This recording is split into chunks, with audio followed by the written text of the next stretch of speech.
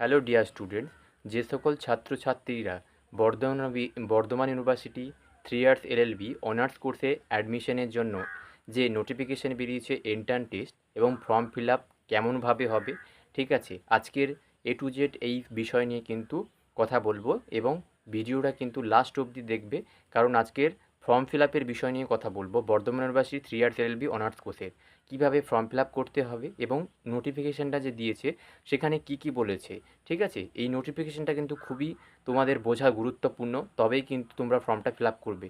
না হলে কিন্তু ফর্ম ফিল আপ করলে ভুল হয়ে যাবে এবং ফর্মটা ক্যান্সেল হয়ে যাবে। এবং লাস্ট অবধি ভিডিওটা দেখবে এবং যারা নতুন আমার চ্যানেলে তারা চ্যানেলটাকে সাবস্ক্রাইব করে পাশে রাখা বেল আইকনটি প্রেস করে রাখবে, যাতে পরে নোটিফিকেশান সমস্ত কিছু আমার চ্যানেলে কিন্তু পেয়ে যাবে, ঠিক আছে। ঠিক আছে, চলো ভিডিওটা শুরু করি। প্রথমে দেখো নোটিফিকেশানটা নিয়ে আমি কথা বলি, তারপরে ফর্ম ফিল আপের বিষয়ে আসছি। যে নোটিফিকেশানটা পাবলিশ করেছে সেখানে ওরা ফর্ম ফিল আপের যে ডেটটা দিয়েছে, কত তারিখ থেকে শুরু হচ্ছে, তোমাদের কিন্তু 16 তারিখ থেকে শুরু হয়ে গেছে ফর্ম ফিল আপ অলরেডি এবং চলবে 30 তারিখ অবধি। এই 30 তারিখের মধ্যে ভালো করে শুনবে, এই 30 তারিখের মধ্যে তোমরা কিন্তু ফর্মটা সাবমিশন করবে।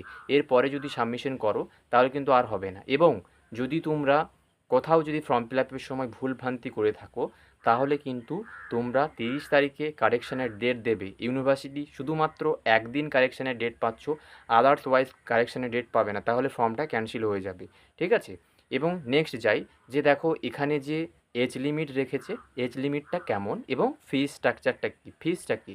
দেখো এখানে যে এজ লিমিটটা রয়েছে, যে কোনো এজের ক্যান্ডিডেট, ওখানে নোটিফিকেশানটাতে দেওয়া আছে যে যে কোনো এজের ক্যান্ডিডেট এখানে এক্সামে এন্ট্রান্স টেস্টটা সেখানে বসতে পারছে। এবং তোমাদের যে বিষয়টা সেটা হলো কি না, যে তোমাদের কিন্তু যে কোনো শাখা থেকে গ্র্যাজুয়েশন পাস করে থাকতে হবে, তবেই কিন্তু তোমরা সেই জব, তোমার এজ যদি 50ও হয়ে থাকে তাহলে সেটা ইউনিভার্সিটি কিছু দেখবে না, শুধুমাত্র তোমাকে কোনো শাখা থেকে গ্র্যাজুয়েশন পাস করে থাকতে হবে। এবং এখানে কত পার্সেন্ট নাম্বার থাকতে হবে, যারা জেনারেল ক্যাটাগরি স্টুডেন্ট তাদের কিন্তু 45% মার্কস এখানে লাগবে, তবেই কিন্তু তুমি ফর্মটা ফিল আপ করতে পারবে, না হলে পারবে না। এবং যারা AC candidate, SC ST OBC, তারা কিন্তু 40% নাম্বার থাকলে তবে তুমি ফর্মটা ফিল আপ করতে পারবে, ঠিক আছে। এই গেল এই ডিটেলস। এবং এরপরে যে ডিটেলসটা নিয়ে কথা বলবো, যে ফিস পেমেন্ট, যে অ্যাপ্লিকেশান ফিসটা রেখেছে ইউনিভার্সিটি, যে অ্যাপ্লিকেশান ফিসটা করবে, অ্যাপ্লিকেশানের পরে যে ফিসটা পেমেন্ট করতে হবে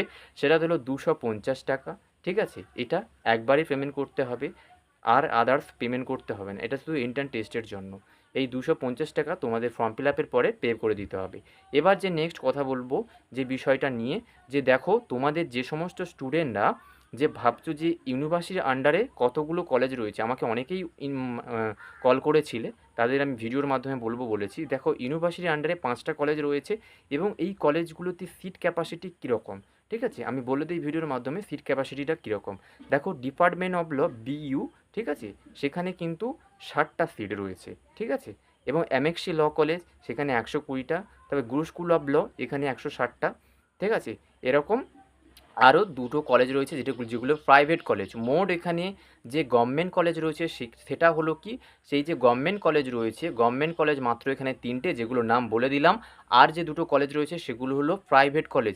এবং প্রাইভেট কলেজে ফিস স্ট্রাকচারটা এখানে অনেকটা হাই, ঠিক আছে। এবং গভর্নমেন্ট কলেজে ফিস স্ট্রাকচারটা অনেকটাই এখানে লো।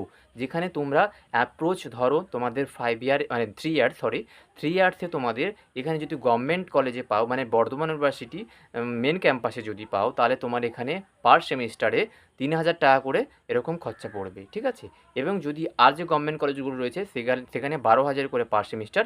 এবং যে প্রাইভেট কলেজ রয়েছে সেখানে কিন্তু তোমাদের ফিক্সড স্ট্রাকচারটা একটু বেশি, কারণ সেখানে 30,000 থেকে 40,000 করে এরকম দুটো কলেজে ফিক্সড স্ট্রাকচার রেখেছে ইউনিভার্সিটি, ঠিক আছে।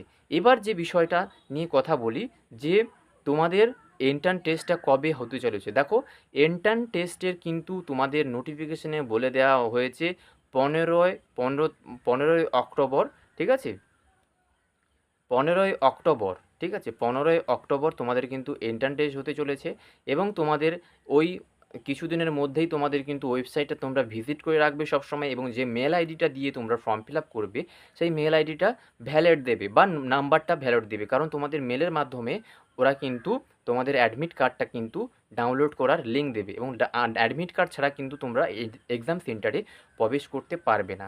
এবং তোমাদের ওই ডেটে কিন্তু এক্সামটা হয়ে যাবে, এবং যে তারপরে এক্সামের পরে যে মেরিট লিস্ট পাবলিশ সেটা কিন্তু এখনও ডেট দেয়নি, এবং ওরা বলেছে যে জানিয়ে দেবে নোটিফিকেশান দিয়ে, এবং কাউন্সেলিংয়েরও প্রসেসও এখানে কিছু ডেট দেওয়া হয়নি, এবং এরাও কিন্তু এরা বলেছে, ইউনিভার্সিটি বলেছে যে নোটিফিকেশনের মাধ্যমে বলে দেওয়া হবে।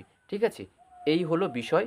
এরপরে যে ফর্ম ফিল আপের বিষয়টা আসি, দেখো ফর্ম ফিল আপের জন্য তোমরা বিইউ যে ওয়েবসাইট রয়েছে www.bu.com, এবং সেখানে গিয়ে তোমরা কিন্তু যে পোর্টালে ওপেন করবে, জাস্ট আমি বলে দিচ্ছি, ফর্ম ফিল আপটা যখন ওপেন করবে সেখানে তোমাদের রেজিস্ট্রেশন করার একটা অপশন আসবে, এবং তোমরা রেজিস্ট্রেশন যখন তোমাদের mobile number, valid mobile number দেবে, এবং মোবাইল নাম্বার দিয়ে নাম দিয়ে যখন তোমরা নেক্সট করবে, তখন ইউনিভার্সিটি থেকে তোমাদের রেজিস্ট্রেশন নাম্বার কিন্তু অলরেডি হয়ে যাবে, ওরা নোটিফিকেশান মেল করে দেবে, এবং সেই রেজিস্ট্রেশনটা ওখানে বসিয়ে তারপরে কি করতে হবে, তোমাদের যত ডিটেলসগুলো রয়েছে, যেমন তোমাদের নাম দিতে হবে, তারপরে ঠিকানা দিতে হবে, ডিটেলস দিতে হবে, father name, mother name, middle name, এগুলো দিতে হবে, এবং তোমাদের অ্যাড্রেসগুলো দিতে হবে, পার্মানেন্ট প্রেজেন্ট অ্যাড্রেস দিতে হবে, এবং প্রেজেন্ট অ্যাড্রেস দেওয়ার পরে তোমরা কত সালে গ্র্যাজুয়েশন কমপ্লিট করেছো, কোন কলেজ থেকে, এই সবগুলো কমপ্লিট করার পরে নেক্সট পেজে তোমাদের নেক্সট করতে হবে। নেক্সট পেজে যখনই ক্লিক করবে নেক্সটে চলে যাবে, সেখানে তোমাদের কি করতে হবে, যে